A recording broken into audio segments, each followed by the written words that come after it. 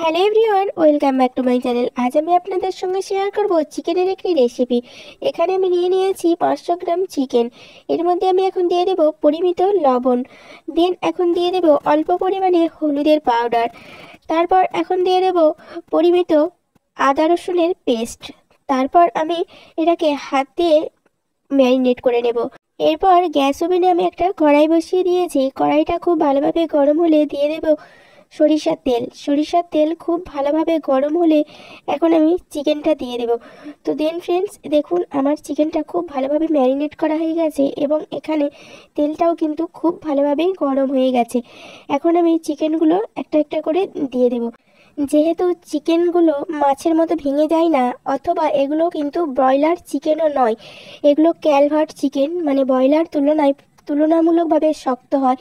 তাই এখানে আমি অনেকটা পরিমাণই একেবারে দিয়ে দিলাম, যেহেতু ভেঙে যাওয়ার কোনো প্রবণতাই থাকছে না। তো দেন ফ্রেন্ডস, দিয়ে দেওয়ার পর দেখতেই পাচ্ছেন নিচের দিকটা পুরোপুরি হয়ে গেছে আর উপরের দিকটা অল্প একটু বাকি আছে। তো আমি একটু নাড়াচাড়া করে দেবো এখন, তাহলেই খুব সুন্দরভাবে ভাজা ভাজা হয়ে যাবে।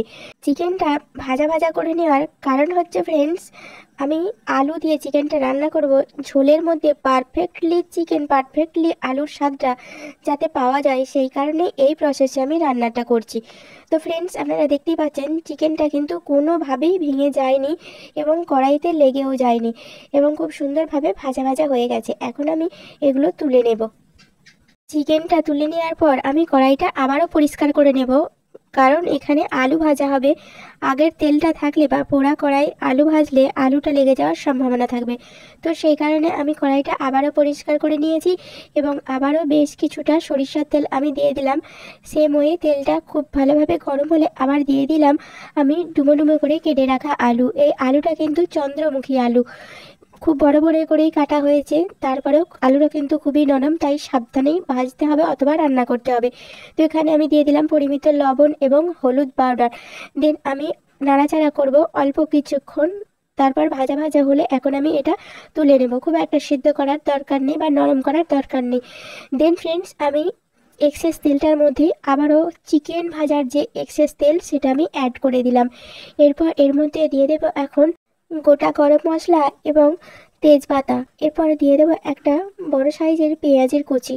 যেহেতু আলু দেওয়া হবে, তাই খুব বেশি পেঁয়াজ দেওয়ার কোনো প্রয়োজন নাই। দেন ফ্রেন্ডস, এটা আমি অল্প একটু নাড়াচাড়া করব।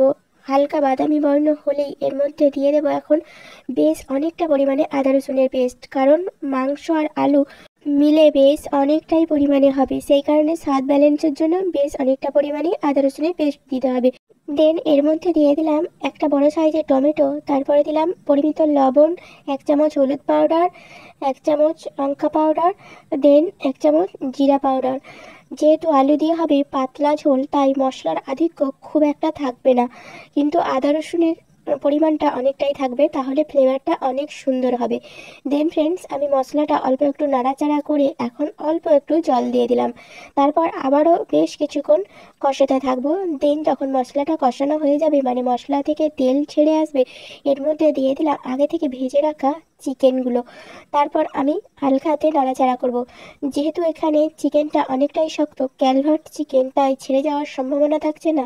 তাই মশলার মধ্যে দিয়ে অল্প একটু নাড়াচাড়া করে এখন আমি এর মধ্যে অল্প পরিমাণে জল দিয়ে দেব। যে সমস্ত বন্ধুরা এই পর্যন্ত ভিডিওটা দেখলেন, প্রত্যেকেই ভিডিওটাতে একটা করে লাইক করে দেবেন। আর নতুন বন্ধুদের কাছে অনুরোধ, আমি দৈনন্দিন জীবনে অপরিহার্য কিছু সহজ সরল রেসিপি শেয়ার করে থাকি এবং তাদের পুষ্টিগুণও কম বেশি শেয়ার করে থাকি।